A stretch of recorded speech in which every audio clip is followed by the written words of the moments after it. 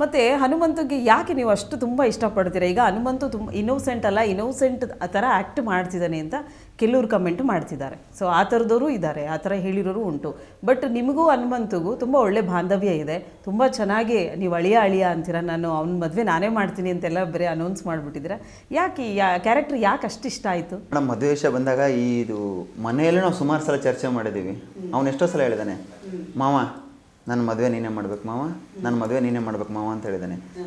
ಆ ಥರ ಒಂದು ಮಾತನ್ನು ನಾನು ಮನೆ ಒಳಗಡೆ ಹೇಳಿದಾಗ, ನಾನು ಹೊರಗಡೆನೂ ಹೇಳೋದ್ರಲ್ಲಿ ಏನೂ ತಪ್ಪಿಲ್ಲ ಮೇಡಮ್. ನನ್ನನ್ನು ಅವನು ಮಾವ ಅಂತ ಸ್ವೀಕಾರ ಮಾಡಿದೆ, ನಾನು ಅವನು ಅಳಿಯ ಅಂತ ಸ್ವೀಕಾರ ಮಾಡಿದ್ದೀನಿ. ಅವನು ಯಾವತ್ತೂ ನನಗೆ ಅಳಿಯನೇ. ಅವನು ಮುಗ್ಧ ಅನ್ನೋ ಥರ ನಾಟಕ ಮಾಡ್ತಾನೆ, ಸುಳ್ಳು ಮೇಡಮ್. ಅವ್ನ ಮನಸ್ಸಲ್ಲಿ ಏನಿದೆ ಅದನ್ನು ಡೈರೆಕ್ಟಾಗಿ ಹೇಳ್ತಾನೆ. ಯಾವುದನ್ನು ಒಳಗಡೆ ಒಂದು ಇಟ್ಕೊಂಡು ಹೊರಗಡೆ ಒಂದು ನಾಟಕ ಮಾಡೋ ಕ್ಯಾರೆಕ್ಟರ್ ಹನುಮಂತನಲ್ಲ.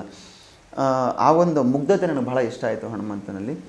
ಅವನು ನೀಟಾಗಿ ಅವನಿಗೆ ಗೊತ್ತಿದೆ ಹೆಂಗೆ ಬಿಗ್ ಬಾಸ್ ಆಟ ಆಡಬೇಕು ಅಂತ ಗೊತ್ತಿದೆ, ಆ ಥರ ಅವನು ಆಡ್ತಾ ಇದ್ದಾನೆ. ಉಳಿದವರೆಲ್ರಿಗೂ ಆಟದ ಶೈಲಿ ಇನ್ನೂ ಗೊತ್ತಾಗಿಲ್ಲ. ಇನ್ನು ಹನುಮಂತ ಹೇಗೆ ಆಡ್ತಾನೆ ಅದನ್ನು ತಿಳ್ಕೊಂಡು ಅವ್ರು ಆಟ ಆಡಬೇಕು ಅಂತ ಅನಿಸುತ್ತೆ. ಓಕೆ, ಇನ್ನು ನಿಮಗೆ ಏನಾದರೂ ವೈಲ್ಡ್ ಕಾರ್ಡ್ ಎಂಟ್ರಿ ಸಿಕ್ತು ಅಂದರೆ ಮತ್ತೆ ರೀ ಎಂಟ್ರಿ ತೊಗೊಳ್ತೀರಾ? ಮೇಡಮ್, ಬಿಗ್ ಬಾಸ್ ಮನೆಯೇ ನನ್ನ ಮನೆಯ ಮೊದಲ ಪಾಠಶಾಲೆ ಅಂದಾಗೆ ಬಿಗ್ ಬಾಸೇ ನನ್ನ ಮೊದಲ ಪಾಠಶಾಲೆ. ಯಾವತ್ತೂ ಕೂಡ ಅವ್ರು ಬಿಗ್ ಬಾಸಿಂದ ನನ್ನ ಕರೆ ಬಂದು ಬರಬೇಕು ಅಂತ ಹೇಳಿದ್ರೆ ತುಂಬ ಹೃದಯದಿಂದ ಪ್ರೀತಿಪೂರ್ವಕವಾಗಿ ಹೋಗ್ತೀನಿ ಮೇಡಮ್. ಇನ್ನು ನನ್ನ ಇದು ಕೊನೆಯ ಪ್ರಶ್ನೆ ಏನು ಅಂತ ಹೇಳಿದ್ರೆ, ಸುದೀಪ್ ಸರ್ ಈ ಸೀಸನ್ ಲಾಸ್ಟ್ ಅವರು ಹೋಸ್ಟ್ ಮಾಡೋದು ಅಂತ ಅನೌನ್ಸ್ ಮಾಡಿದ್ದಾರೆ.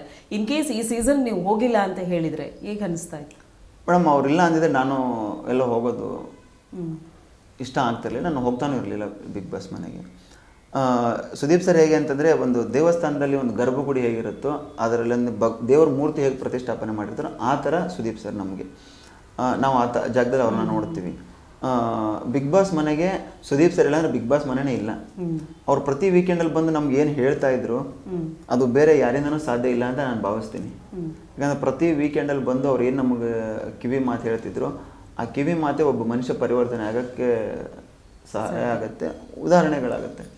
ಅದರಲ್ಲೂ ನಾನೊಬ್ಬ ಉದಾಹರಣೆ ಮೇಡಮ್. ನಾನು ಯಾವತ್ತೂ ಅವ್ರನ್ನ ಗಾಡ್ ಫಾದರ್ ಅಂತ ಅಂದ್ಕೊಂಡಿದ್ದೀನಿ ಜೀವನದಲ್ಲಿ.